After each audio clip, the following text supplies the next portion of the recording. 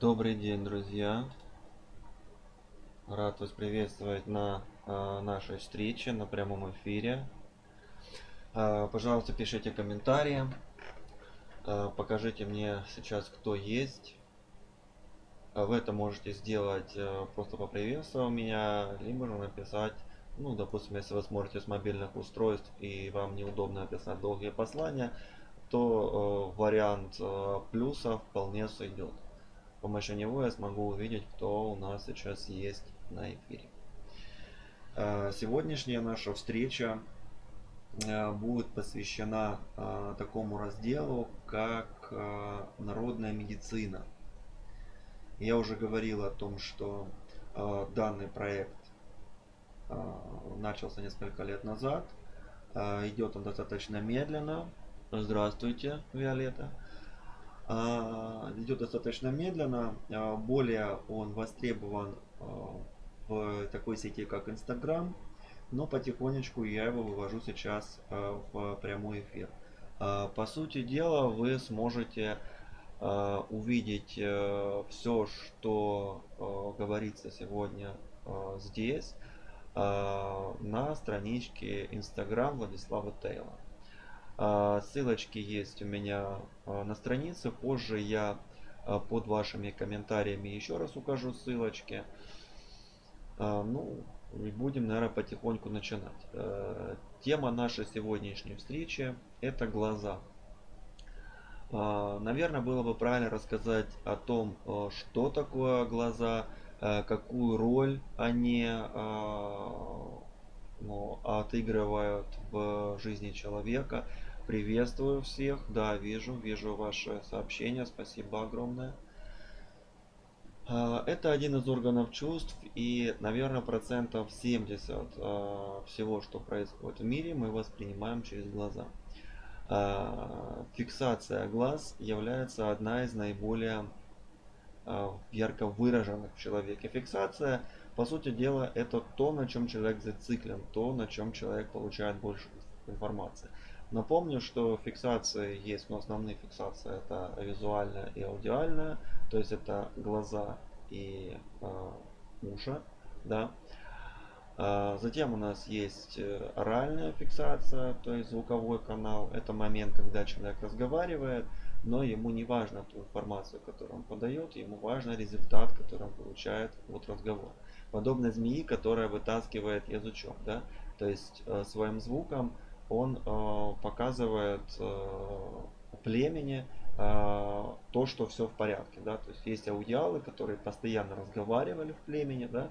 Ну, как формировалось там человечество. И племя, в принципе, к ним привыкало, на этот раздражитель не обращало внимания. Но когда этот тип замолкал, да, то сразу это вызывало какую-то опасность, то есть его съели. Вот. Ну и племя начинало реагировать как-то по-другому. Ну да ладно, психологию оставим на потом, начнем.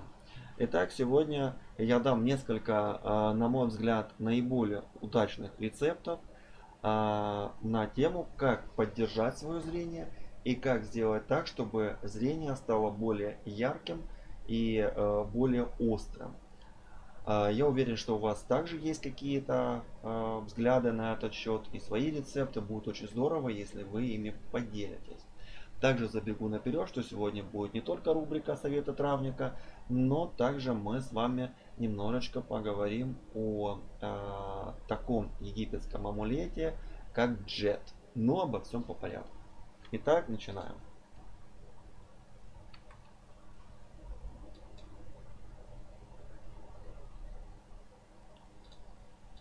Так.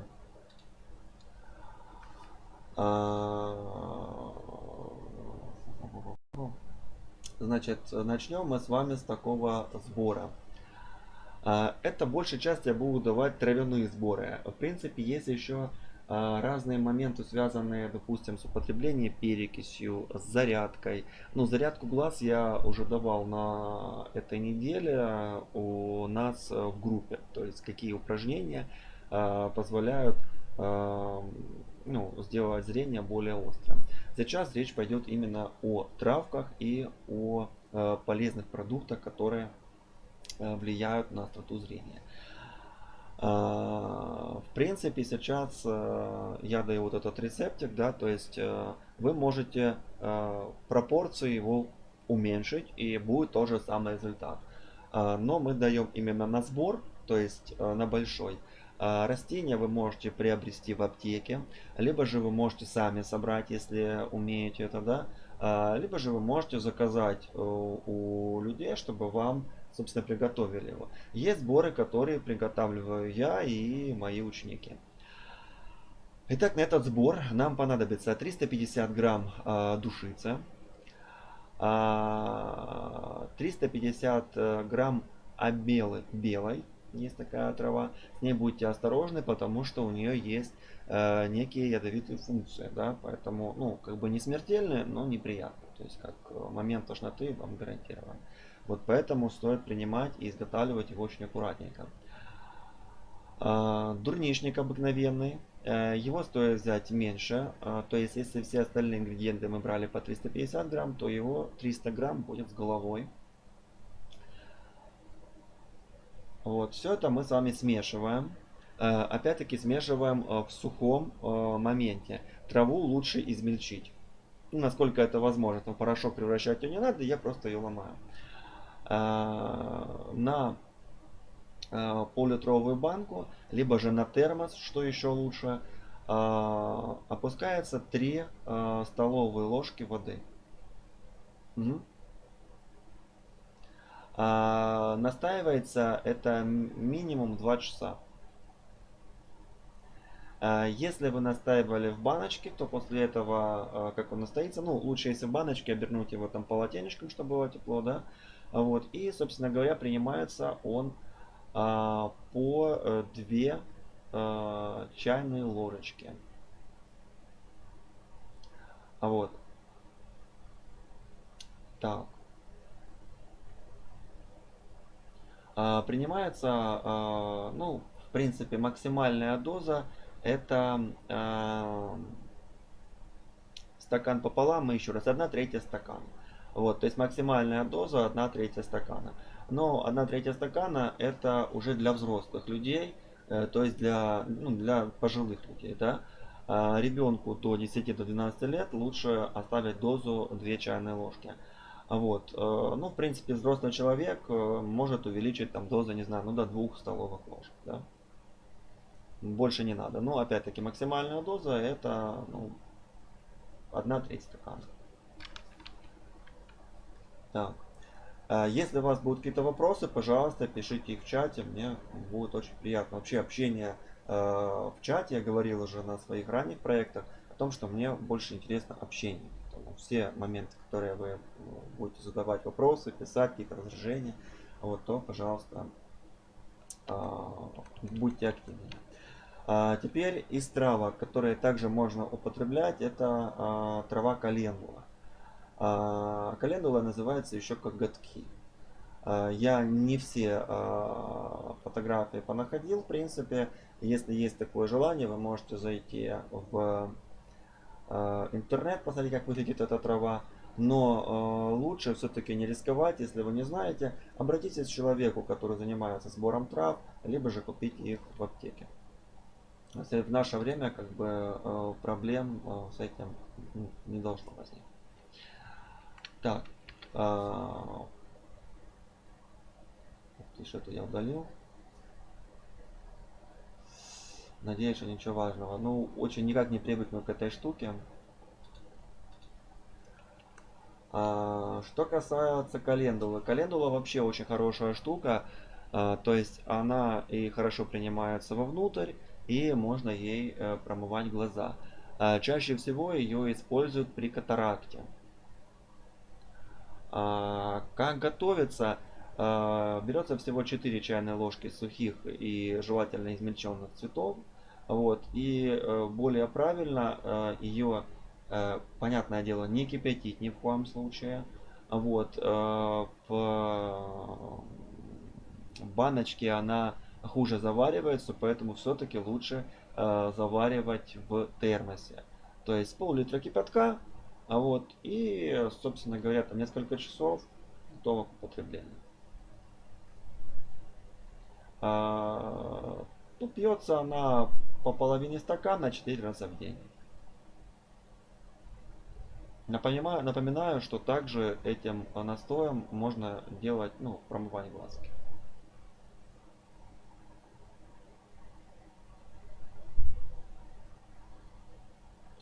Так. Есть еще разные моменты приготовления данного растения, но, собственно говоря, я не рискую вам их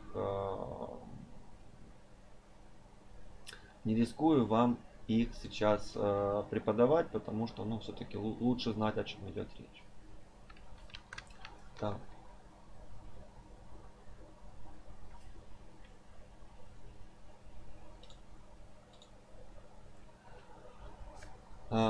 Есть такая трава мокрица. Вообще она очень хорошая, у нее еще есть название звездная трава. Вот так вот она выглядит. Ее нужно много, и здесь, конечно, проблема в том, что ну, сухое растение, оно нам не подходит, потому как здесь играет роль именно сок живого растения, то есть настойка, либо же, ну, из нее и будет делаться настойка, но сухое растение нам не подойдет. Высыхает, теряется очень много влаги, и по сути теряются те моменты, которые как раз нам более всего нужны для того, чтобы, ну, починить наши глазки, да. Поэтому лучше брать ее в сыром виде, и здесь уже лучше собирать. Ну, поэтому я показал, как она выглядит, это растение. Лучше еще посоветоваться с кем-то. Оно растет по всей территории СНГ. Собрать ее, лучше сразу собрать ее много. Вот, из 8 килограмм растения получается 6 литров сока. Вот настолько она, ну, как сказать, настолько она богата жидкостью, да. После того, как вы это растение соберете, старайтесь собирать его без корня, она легко вырывается, поэтому возьмите с собой серп либо нож. После того, как вы принесете ее домой, ее стоит замочить. Ну, можно замочить ее в тазу, мы это делаем в ванной. Вы заливаете просто холодной водичкой, какое-то время она стоит, какое-то время, это час-два. Это делается для того, чтобы помыть растение. После того, как вы помыли растение, несколько раз спустили водичку, вы его раскладываете в комнате для того, чтобы ненужная влага, то есть влага воды, она вышла, да, то есть сушите растение. Ну, на это уходит, в зависимости от сырости помещения и по ветренности его, ну, обычно, ну, несколько часов, 2 часа, 3 часа. Вот, после этого можно приступать к работе. Вам необходимо его измельчить. Если есть соковыжималка, это проще всего сделать через соковыжималку. Если такой возможности нет, то тогда вы просто измельчаете растение и по старинке через марлечку его отбрасываете, да, то есть выжимаете ручками. Вот. Разбавляется она со спиртом. Пожалуйста, не издевайтесь и не соединяйте ее с водкой, потому что у водки 40%, а у спирта гораздо выше. То есть нам нужен спирт. Понятно, да? Вот, но это спирт, который можно употреблять, ну, вовнутрь, да, то есть это ну, не технический спирт. Вот. По тому, как делать настойку. То есть расчет идет там, ну, 100 мл спирта на литр полученного сока. Вот. Штука получается достаточно мерзкая. Вот, пить ее очень неприятно. Ну, ее можно запивать. Я не знаю, как бы, наверное, можно запивать и там какими-то соками, но я не рекомендую, потому что нам нужно, чтобы максимально лечебные свойства растения, они впитались, ну, в желудок и не были чем-то другим перебраны. Поэтому, если требуется запить, то лучше запить это теплой водичкой. Кстати, даже полезнее, наверное, запивать теплой водичкой, потому что вы знаете, что теплая вода организм воспринимается как еда. Следовательно, там будут выделяться другие ферменты, которые более подходят для усваивания данного продукта. Вот такая штука. Ребят, информация для вас полезна? Скажите, она интересна? То есть такой формат подачи объявления вам интересен?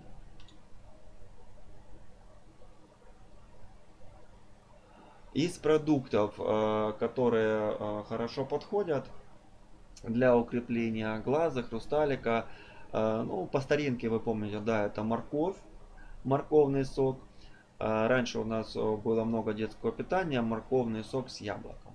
Вот, достаточно вкусная штука, хорошо идет, и детки ее достаточно неплохо кушают. Если у вас есть какой-то момент нелюбви к морковному соку, то попробуйте опять-таки данный рецепт. Попробуйте морковный сок объединять с яблоком.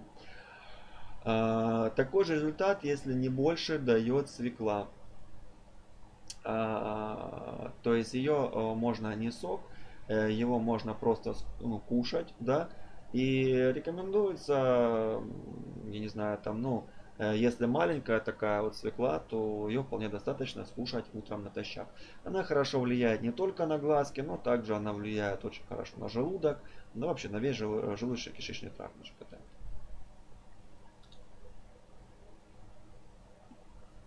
Спасибо. Вот только не знаю, у меня так получается, что на трансляции, вот кто сразу зашел, тот и есть. Новые люди как-то вот не добавляются. Наверное, как-то связано с Фейсбуком. Если у вас будут какие-то мысли по этому поводу, то да, лучше, конечно, сырую свеклу. Да, сырую. Лучше брать сырую. В принципе, если вы в свой рацион добавите буряковую икру, если будете другие какие-то продукты делать, да, но буряковая икра, я, например, свеклу не очень люблю, ни сырую, ни тушеную. Но, тем не менее, если она идет хорошо, варится бурячок, потом он чистится, да, если употребить на терочку, там, добавить туда чесночку, там все это перемешать, еще маслица, за милую душу это идет. Я думаю, что вашим домочадцам также понравится. Вот. Ее лечебные свойства после варки очень сильно уменьшаются. Вообще, я вам скажу, что большинство растений, даже спирт так не убивает их полезные свойства, как варенье и кипячение. Поэтому ни в коем случае те отвары, которые вы делаете, не стоит, не стоит именно делать отвар. Пользуйтесь термосом. То есть термос, он позволяет добыть из растения максимально масел, максимально полезных разных его свойств, да, но при этом он их не уничтожает. Кипячение, оно, конечно, все уничтожает. Кипячение подходит для изготовления разных, ядов, например, да.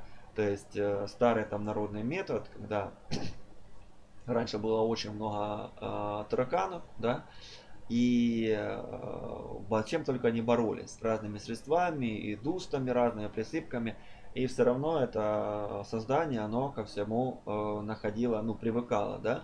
Вот, поэтому одно из самых хороших средств, которое очень хорошо действовало, это картофель, который варится свыше 5 часов.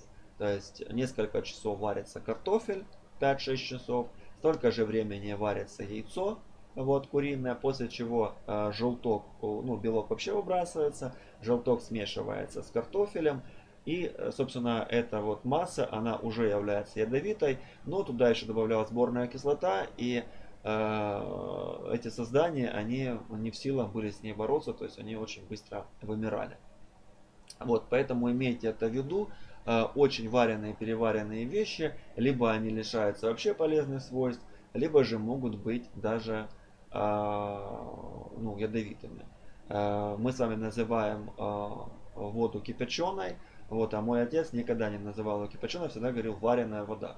Поэтому вареная вода также не очень полезна для организма.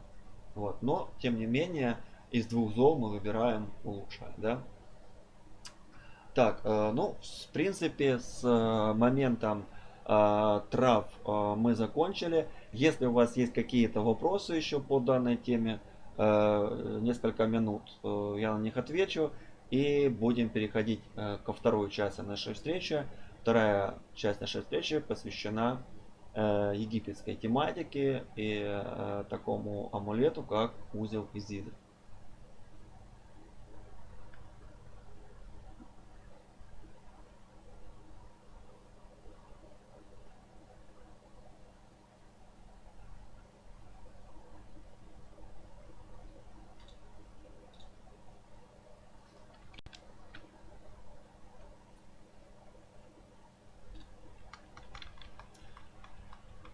Так, ну переключаться я, наверное, уже не буду.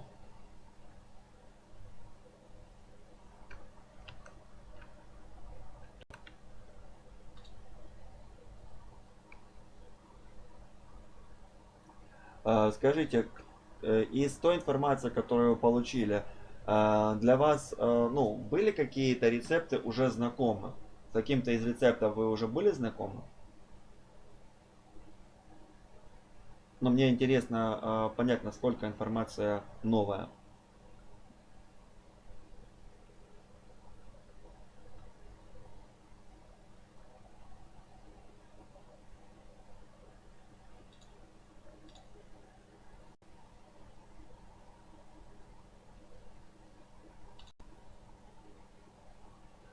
Кстати, за счет того, что сейчас идет...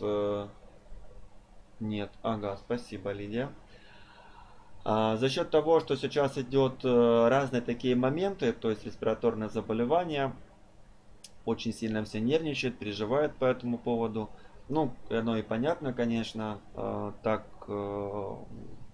столько информации тогда открываешь ленту, даже я начинаю переживать, открываю ленту, а там раньше у меня как-то было настроено, там, да, там какие-то рецепты всегда травники давали, там какие-то мастер-классы, тренинги коллег, а сейчас открываю только одна тема. Вот, но в принципе дал вам одно средство, в принципе я уже давал его, да, то есть пытался подготовить народ, это было ну где-то сейчас у нас март, да, ну вот в конце февраля, в начале марта я давал совет, очень хорошее средство, это молоко с содой. Данное средство где-то проскакивает, но очень мало. Это очень хорошее средство, и оно, его задача в том, чтобы чистить бронхи. Оно чистит бронхи, чистит легкие, и в принципе при обычных заболеваниях там, да, человек приходит в норму там в течение суток. Рецепт очень простой. Молоко все-таки кипятится в этом случае, да. Молоко кипятится. На стакан молока добавляется, ну давайте с вами добавим столовую ложку масла. Старайтесь брать настоящее молоко, либо жирностью 3,2, либо вообще настоящее молочко, то есть именно с коровки, а не такое вот магазинное. Туда ложится столовая ложка масла, пока оно еще горячее, растворяется. Потом берется желточек. Лучше тоже брать, чтобы курочка была настоящая. Но вообще на яйце и масле экономить не стоит, потому что это основные как бы действующие моменты. Поэтому яичко постарайтесь найти все-таки натуральное. Вот. Разбиваете, отделяете желточек от белка. В желток добавляете соды. Но вообще соды там, конечно, надо так нормально. То есть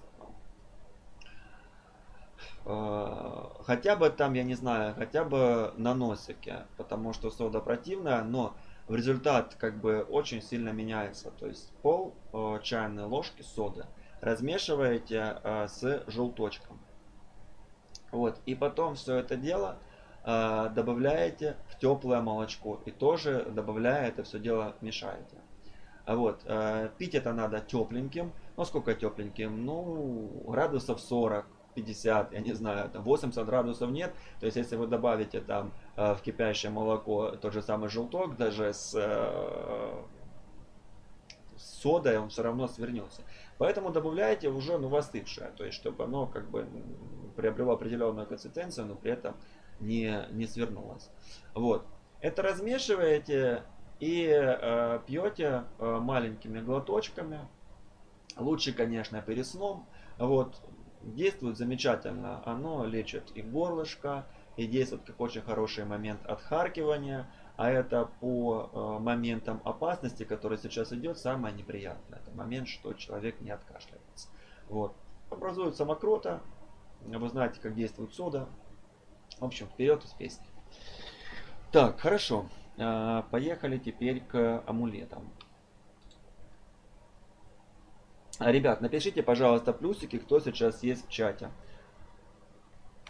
Кто меня сейчас смотрит.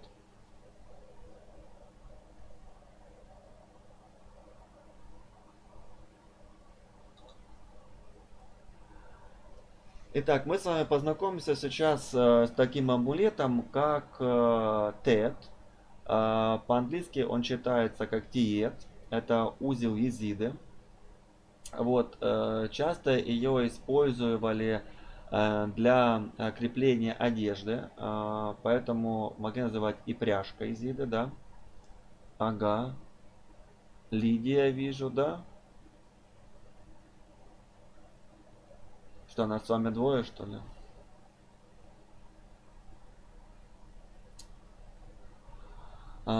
Итак, ага, вижу. И еще называют его кровизида. Но почему кровизида, мы с вами об этом поговорим чуть позже. В принципе, да, изначально это был узел. Ага, вижу, Катерина есть. В принципе, изначально это был действительно узел. Я вам покажу, как он, ну там плюс-минус связался, да. Использование его прежде всего, ну как мы с вами используем бантик, да, то есть обратите внимание, он похож на бант, который мы вяжем на...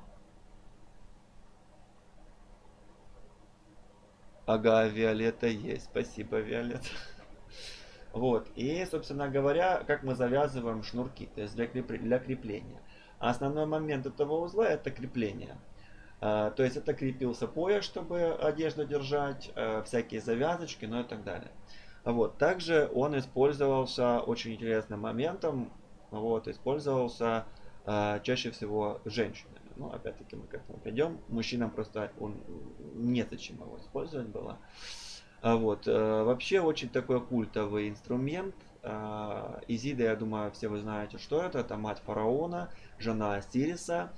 Достаточно такие интересный персонаж, в общем. Вот, причем это персонаж, который пришел все-таки из Африки в Египет, да, и изначально он пришел как богиня, покровительствующая рыбалке, ну, как это называется, рыбакам, да. Так.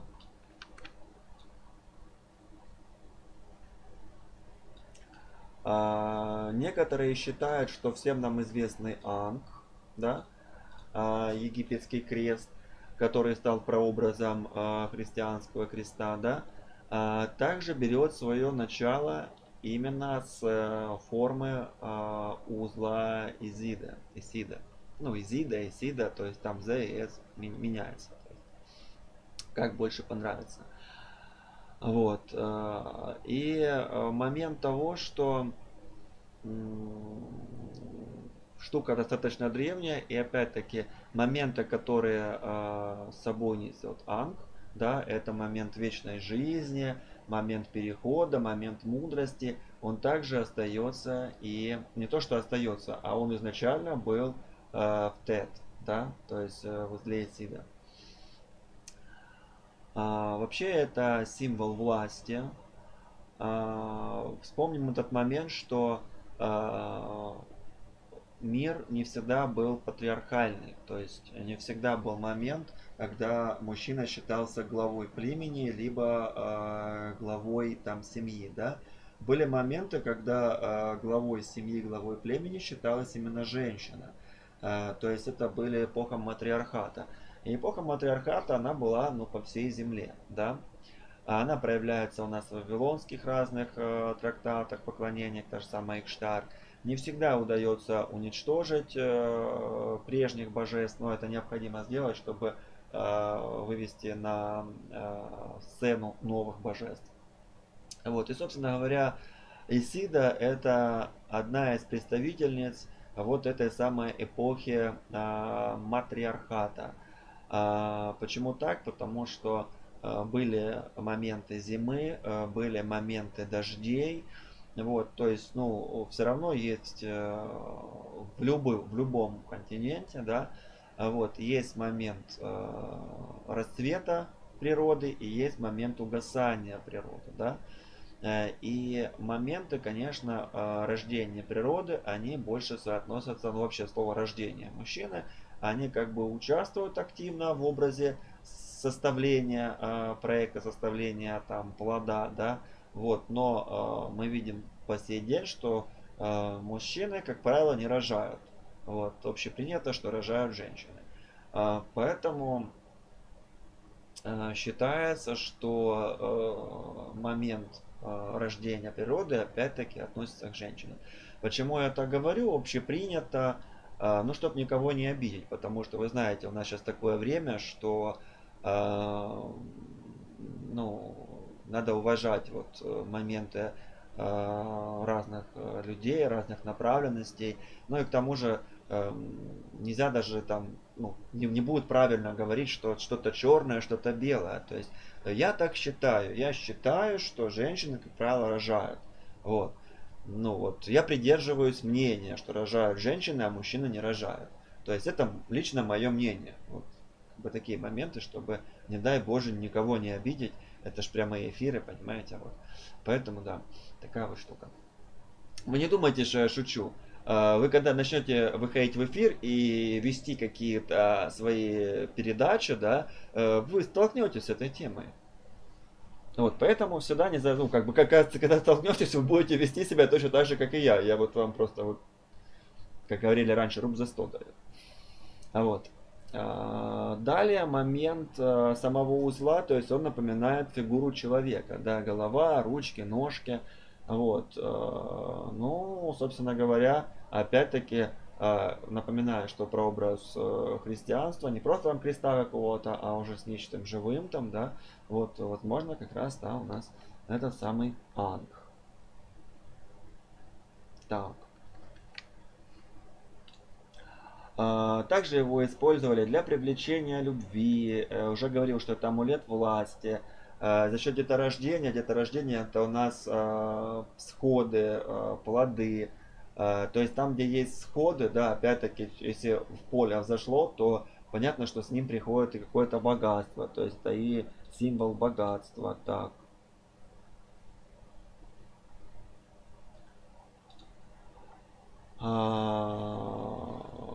Ну, понятное дело, что он является защитным амулетом.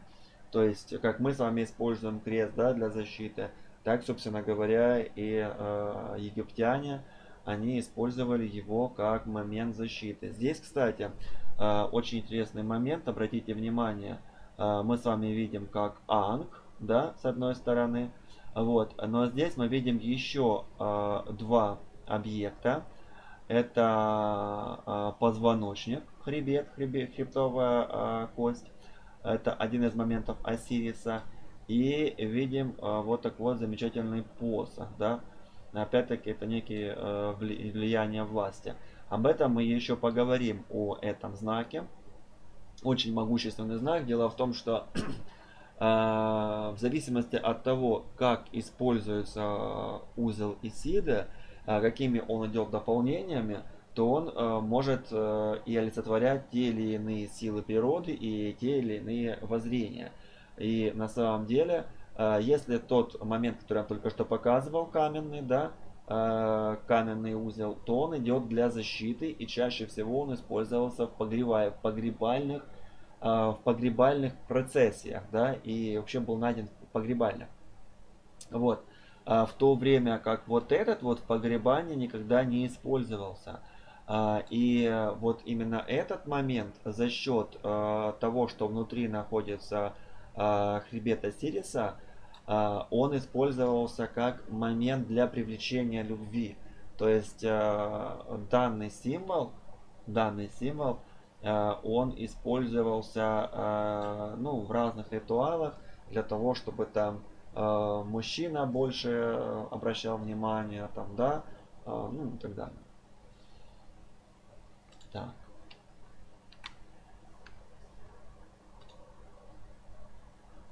сейчас, секундочку. Также, чтобы же вам было аж интересно и красиво. Но тут все разбросано у меня и... Так, ага. Прообразом того, что вы видели, стал действительно узел Исиды. Сейчас вы видите, как он сделан. В принципе, я специально вот эту штуку взял, да, чтобы вы могли завязать его самостоятельно. Хотя, в принципе, при определенном моменте, то есть если будут там желания ваши, да, мы сможем провести мастер-класс по вязанию данного узла вот, из разных материалов. Дело в том, что из веревки он получается один, а из банта, из ткани он получается несколько видоизмененный. Поэтому я рекомендую вам его использовать для, ну, для других моментов. То есть использовать не из веревки, да, а использовать из банта. Но он красивее тогда смотрится.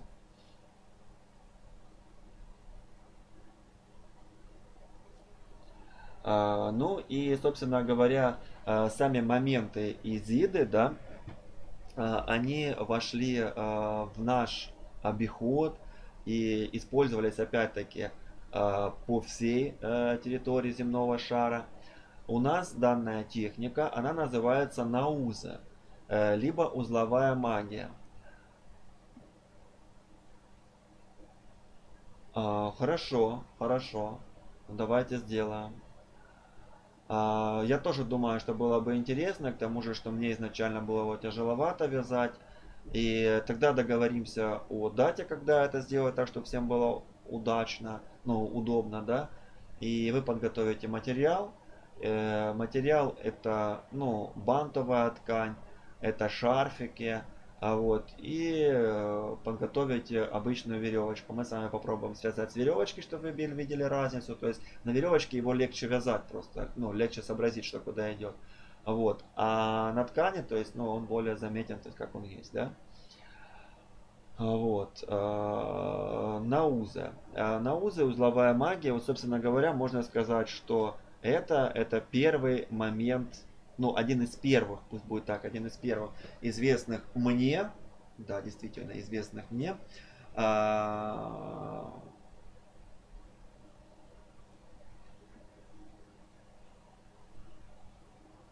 утреннее время. Хорошо, Лидия, хорошо. То есть известных мне это первый такой прообраз или первый старт или первое начало. То есть вот именно с них начиналась вот эта вот вся штука. До узла Исиды я не встречал подобных элементов. Вот, то есть узел Исиды идет первичный. У нас, в принципе, если говорить на наших широтах, да, это страны СНГ, все-таки была письменность, ну, письменность это то, что пишется, мы не писали. Письменности у нас не было, руны скандинавские вещь хорошая, славянские руны, ну, опять-таки, лично я считаю, что это некий новодел. Ну, опять-таки, это лично мое мнение. Если кто-то сможет мне дать другие информацию, переубедить и решить на это потратить время, я буду очень рад. Мне тоже лучше, удобнее утро. Хорошо, хорошо, Виолетта. Вот. У нас шла передача информации через узлы. То есть у нас, ну, неправильно говорить узловая письменность, но мы этот термин сейчас будем употреблять, да. То есть у нас была такая палочка, на этой палочке висели вот такие вот веревочки, и на веревочках завязывались узелки. И определенное количество узелков на каждой веревочке, да, в совокупности с узелками на другой веревочке имело то или иное послание, ту или иную передачу. Достаточно сложная техника, но тем не менее она достаточно, ну, хорошо хранилась. Опять-таки чернила не размываются. Если говорить глиняное письмо, не смывается, то есть для передачи очень успешно. И также носить с собой. Что-нибудь там повязал эти узелки, связал его, намотал их на веревочку и, собственно говоря, спокойно передаешь их, да. Вот, то есть папирус, добыча бумаги, добыча папируса, опять-таки шкрябанье, необходимо было этот предмет еще, которым бы шкрябали. То есть мне кажется, что на тот момент это было достаточно успешное такое вот изобретение, да. Ну, в общем, я считаю, что у нашего народа в древности все-таки была узелковая письменность. И вообще она в дальнейшем переходит, как все постепенно развивается, да, она перешла вышиваночки, то есть опять-таки вышиваночки это ж не письма, вот вышиваночки это шитье, и вы знаете, что в вышиванке опять-таки хранилась какая-то информация о семье, о роде. Именно с какой ты, с какого ты части земного шара, там, да, сколько там у тебя детей, замужем ты или женат ли ты, да, вот, сколько, ну, в каком полигоне ты служишь, да, какого ты знати, да, то есть ты воин там, какой там воин, там минимальный воин, там, да, там ты обычный солдат, скажем так, или ты офицер, офицер какого звания, ну и так далее. Вся эта информация была записана в вышиванках. Мы говорим, что она зашифрована, на самом деле это не шифр, на самом деле вот так люди общались. Да? Вот, собственно, и на узы, как вы могли сталкиваться, если с информацией, которую вы получили до этого, вы не были знакомы, то привести вам пример данных на узов, это, например, момент, когда бородавки, да, у нас, ну, у деток там особенно, да, вскакивают. Что делали дедушки? Дедушки просто брали узелки, вот мой дед там, да, и просто завязывал. Вот, бородавку, то есть как перевязывал ее. Брал обычную нить, вот, прикладывал к бородавке, там говорил определенные слова, ну, типа как завязываю тебя, да, завязывал и выкидывал в сарай. Ну, и как бы на следующий день бородавочка сходила. Вот. Это банальный момент, с которым, мне кажется, знаком каждый с детства. Вот. Вообще очень много есть этих завязов. Это завязы делались и на дружбу, и когда влюбленные решали жить вместе, то есть, да, этот момент кольцевания, кольца на руку, они пошли уже намного дальше. Позже моменты были, то есть брались руки молодоженов, да, и завязывались определенным узлом, и они должны были так какое-то время ходить. Но какое-то время там достаточно долго, то есть пока они ходили с этими узлами, пока там и шло празднование.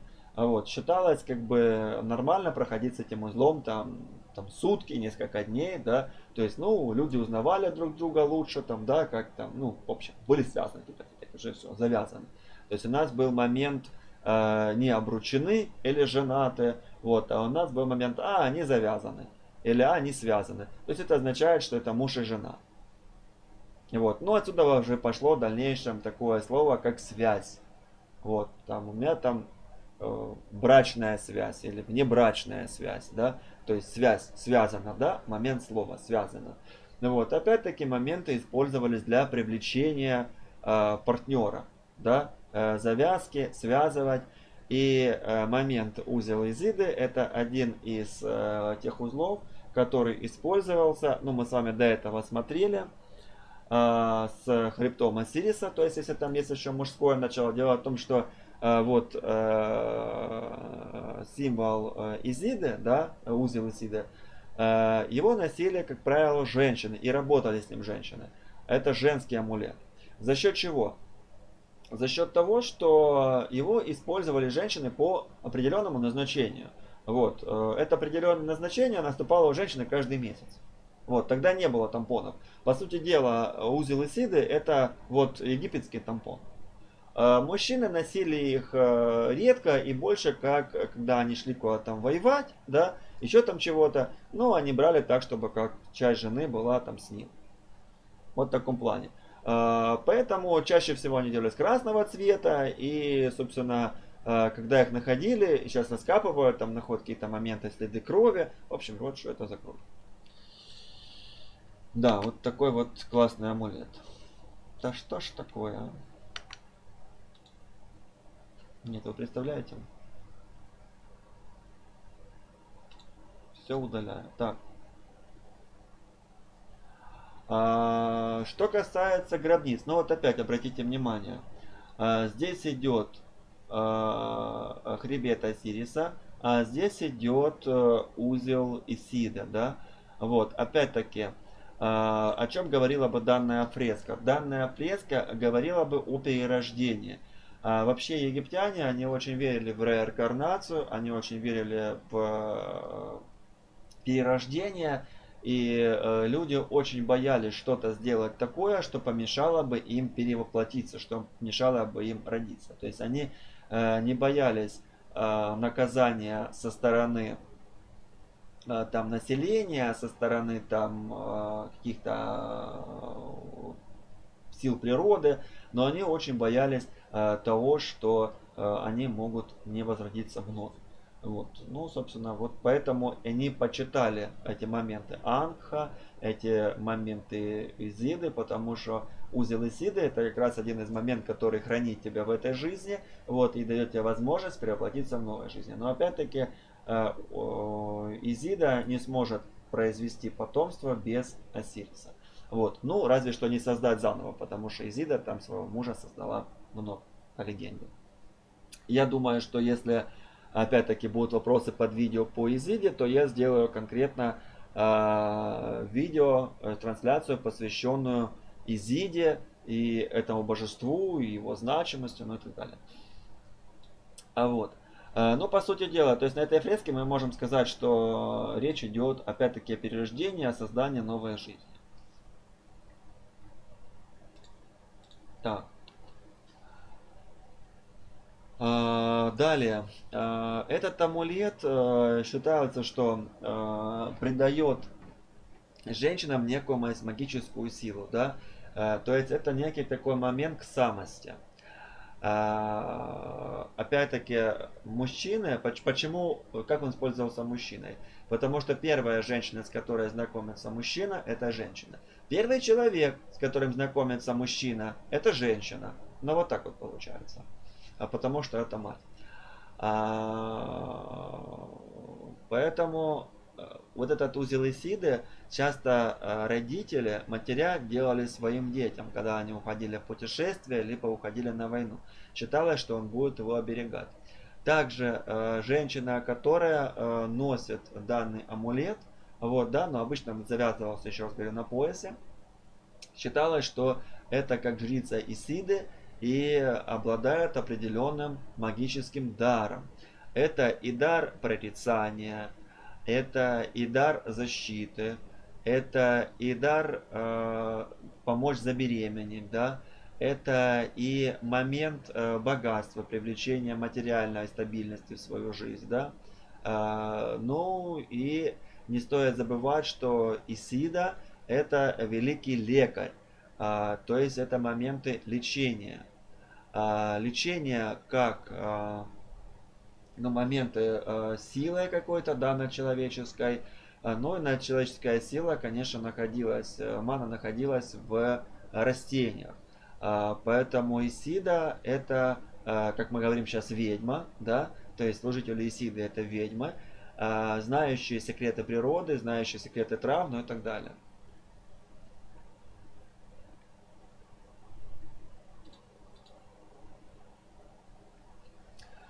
Вот, собственно говоря, джет это вот эта вот штука, которую вы видите посередине, да, мы уже с вами встречались с подобным символом. Вот палочка с пересечением языки называется джет. Вот, его очень часто ставили на поле. Чаще всего его ставили на поле, когда уже шел сбор урожая. Есть определенные праздники, посвященные данному дню. В них использовался столб. В наше время данная традиция в нашей широты перешла несколько по-другому. Есть такой праздник, как Белтейн. Я очень люблю этот праздник. Это праздник весны. Он проходится на 1 мая. Также его называют праздником Лент. Да? Это праздник, когда первый праздник после зимы, празднование весны, Нового года, нового урожая. И в этот день мужчины и женщины, они соединялись, связывались для того, чтобы у них завязались новые отношения, завязался плод, ну и так далее. То есть это такой праздник единения, и это праздник, ну, в иудейской традиции это Пурим, да, и центром Белтейна является столб, вот, к которому прикрепляются разные ленточки, ну, в общем, такое вот празднование. Опять-таки центром является столб. Сюда же идет и столб Осириса, да. Вот.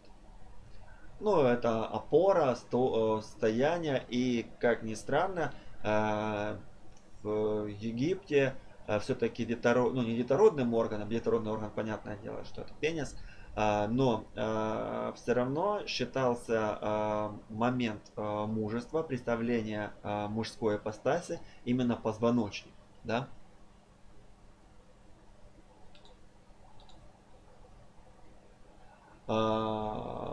Вообще момент узла Изиды, да, и соединение с джедом, он дает уже новое значение. Я говорил вам о моменте любви. Момент любви, как правило, идет без вот этого посоха. Видно вам? Посередине такой посох стоит. Вот, то есть без него это идет момент, ну, так как мы называем приворота, да, ну, либо же привлечение любви в свою жизнь. Если мы там не берем кого-то конкретного, просто привлекаем в свою жизнь там мужчину, ну, либо же женщину, потому что здесь идет и мужской момент, магнит мужской, да, это сам узел Изиды, Тет, вот, и как момент мужского начала, да, вот. Что же касается символа власти, то вот когда идет соединение узла Исиды, когда идет соединение позвоночника Осириса и добавляется вот этот вот знак, вот, то есть посох, вот посох уже показывает влияние, посох показывает уже власть.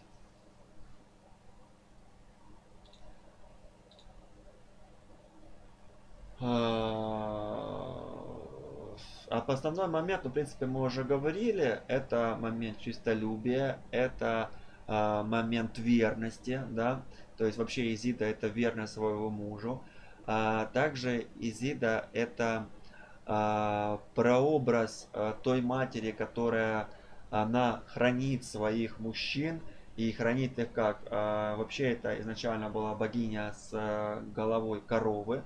В дальнейшем у нее просто остался символ коровы, это рога, который в дальнейшем перешел в трон, на котором сидит якобы фараон. И считается, что все фараоны, они сидят на голове у Изиды. Да, ну либо любой там сын сидит на голове у матери. Показывает некую связь матери и сына. И момент того, что именно Исида, она занимается вопросом возвышения фараона в цари. То есть без Изиды фараон, ну, не станет царем. Вот такая вот штука. Вот, поэтому это один из моментов власти и помощи ребенку. Можно сделать такой амулет для своего сына, для того, чтобы у него была удача. Ну, конечно, необходимо его делать с определенным посылом, с определенным настроем. Вот. Ну и ребенок опять-таки должен его воспринять с определенным посылом и с определенной, ну, с определенными эмоциями. И я уверен, что, ну, мое мнение, что этот амулет может сработать, вот, ну и так далее. В общем, такой амулет можно носить самостоятельно для защиты, для привлечения богатства, для здоровья. Такой амулет можно носить, если у вас есть проблемы с циклом, да, либо болезненные, это все дело проходит. И такой амулет можно делать дочерям, да, для того, чтобы там ну, обращались к ней только достойные мужчины. Такой амулет можно делать своим детям, для того, чтобы, ну, мужчинам, сыновьям, для того, чтобы они добивались в этом мире значимости, чтобы к ним прислушивались, ну и так далее. Но очень важно, этот амулет, повторюсь, делать с определенным посылом, стоит использовать определенных материалов, ну, краску, расцветность определенных материалов. И в отличие от того, что вы хотите сделать, для любви это, для защиты, для того, чтобы унять боль, для вылечиться, туда добавляются те или иные, ну, как ингредиенты, скажем так, да. Так. Ну и в завершение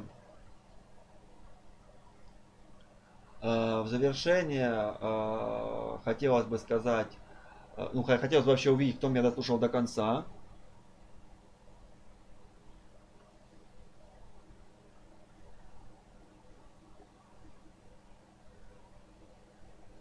Поставьте, пожалуйста, какие-то отметочки в знак того, что вы были со мной. Информация, то есть, которая была, насколько она была вам интересна. Стоит ли делать подобную информацию, да, подобные эфиры. Также давайте определимся с вами со временем, там плюс-минус, когда вам было бы удобно, в какой день, чтобы мы смогли сделать мастер-класс по вязанию данного узла.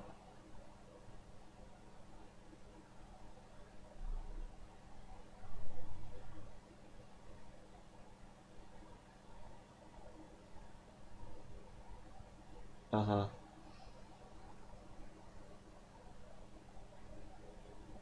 Спасибо, Лидия, спасибо.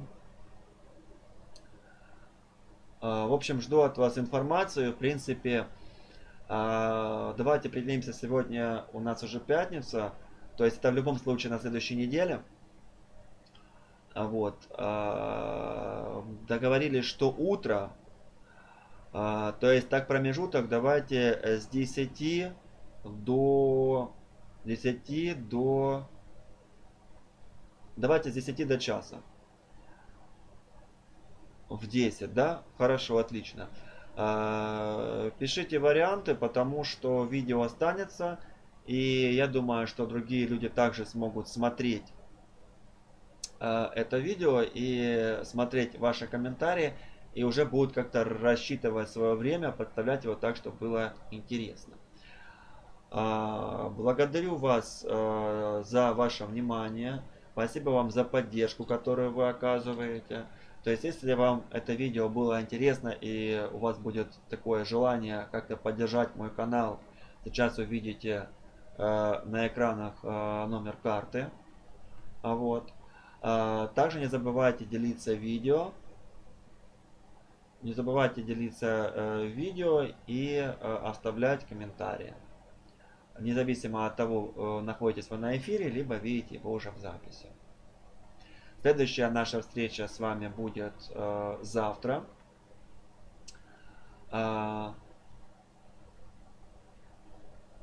Спасибо за теплые слова, Лидия. Следующее видео будет завтра. Оно будет в 5 часов дня или в 5 часов вечера, кому как больше нравится. Вот. И есть вариант того, что оно будет посвящено Таро и нумерологии. То есть практические моменты, когда мы с вами сможем поработать с картами. Ну, это будут карты Таро, вот, и данные вашего рождения. Вы можете прочитать своих коллег, друзей, детей, для того, чтобы понять лучше, как с ними коммуницировать, понять их точку зрения, их мир. Вот, ну, либо же можете узнать, как лучше, благодаря данным, которые вы получите, влиять на своих работников, либо как устроить коммуникацию со своим начальником. Ну, где-то так. Всем спасибо. До завтра.